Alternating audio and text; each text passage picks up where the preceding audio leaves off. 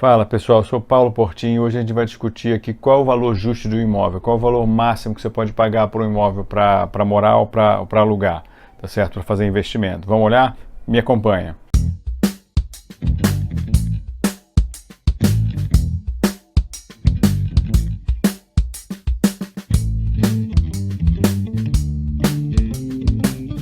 Eu lancei em 2010 um livro chamado Quanto Custa Ficar Rico, e o principal objetivo dali era mostrar as dificuldades de você tomar decisões financeiras racionais, né? E uma decisão de uma compra de um imóvel é uma decisão normalmente relevante na vida financeira das pessoas.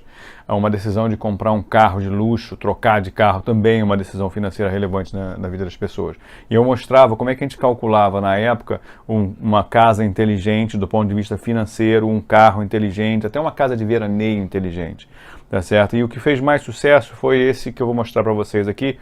A planilha está nas descrições lá embaixo do vídeo para vocês poderem baixar. Como é que você calcula o valor justo de um imóvel? Não é muito trivial. Não é só pegar, qual é o aluguel? 0,5% do preço, então multiplica por 200. Quer dizer, 2 mil multiplica por 200 dá 400 mil. Não é isso. Isso não, assim, é um chute, pode ser que ele funcione às vezes, pode ser que não funcione, mas existem muitas premissas por conta disso. E, em essência, a parte matemática é uma equivalência de fluxo de caixa, ou seja, o que você vai efetivamente gastar em 20 anos ou em 30 anos, depende do período que você coloca, para morar, né, o custo daquela moradia e o que você gastaria para comprar um imóvel, tá certo? E é uma conta que envolve pelo menos 4 ou 5 variáveis, 3 ou 4 variáveis relevantes, tá? Vamos dar uma acompanhada aqui, vem no slide comigo, por favor. A gente precisa identificar primeiro qual é o aluguel mínimo possível de se obter um imóvel desejado. Então você vai procurar 5 ou 6 imóveis exatamente da forma como você quer, com a metragem que você quer, com a infraestrutura que você quer e ver quanto é que você conseguiria pagar de aluguel.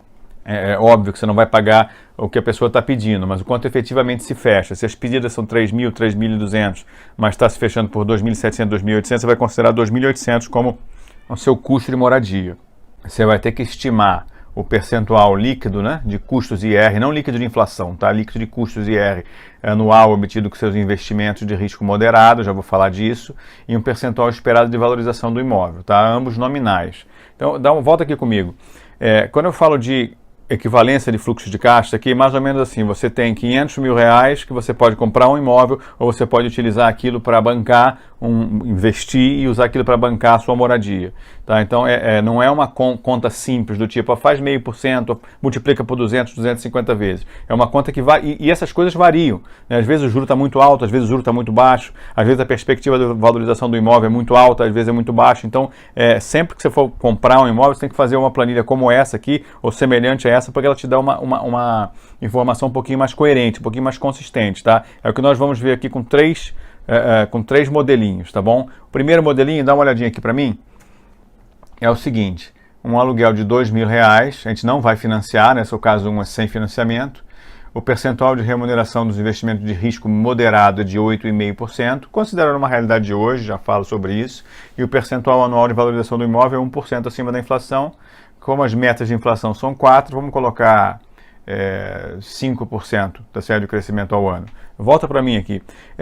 Quanto é que você consegue efetivamente hoje de investimento? Se você colocar risco zero, você vai conseguir, infelizmente, 4,5% ao ano, tá certo? Mas, assim, não é com isso que você deve comparar um investimento de imóvel. Você poderia pegar, por exemplo, um fundo de investimento imobiliário, um conjunto de fundos de investimento imobiliário que te dariam na faixa de 7,5% ao ano, mais o IPCA, o IGPM, dependendo dos índices que são utilizados nos contratos. E ainda tem a possibilidade de valorização do imóvel e etc. Então, eu achei razoável a gente considerar em torno de 8,5%. Isso aqui não é líquido de inflação não, tá?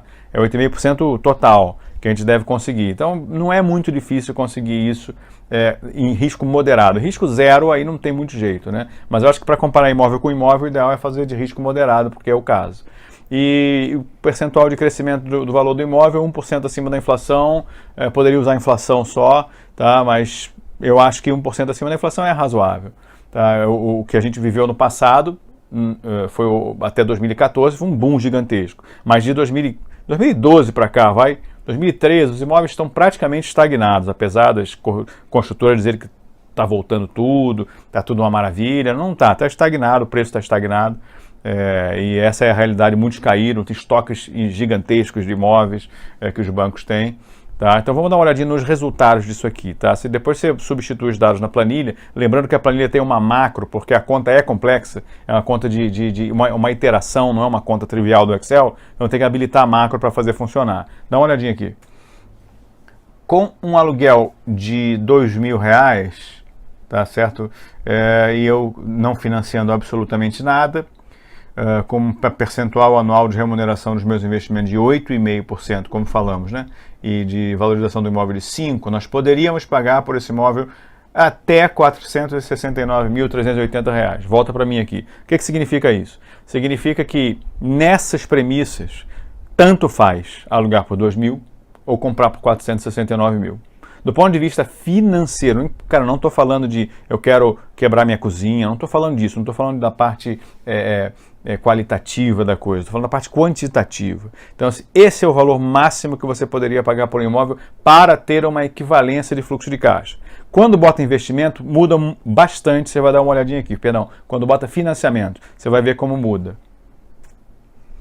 Vamos financiar aqui, ó, 50% com uma taxa efetiva no custo de financiamento de 9%. O resto das premissas não muda. Tá? Dá uma olhadinha no resultado. Em vez de 469, eu precisaria pagar no máximo 430.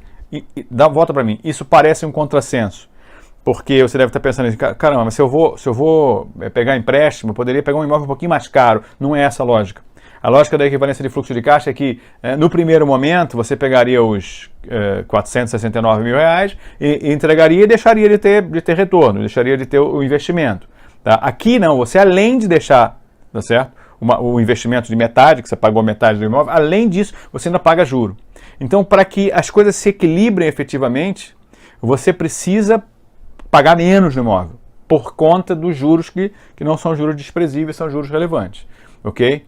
Vamos agora ver um outro exemplo, que é o da época da bolha imobiliária de 2007 a 2014, que pegou praticamente todos os estados do Brasil, em especial Rio e São Paulo, né? Mas acho que todo o Brasil viveu isso, imóveis subindo de 2007 a 2010 em torno de 100% a 200%, dependendo da região, né? Na zona sul do Rio foi uma loucura, eu lembro, morava lá na época.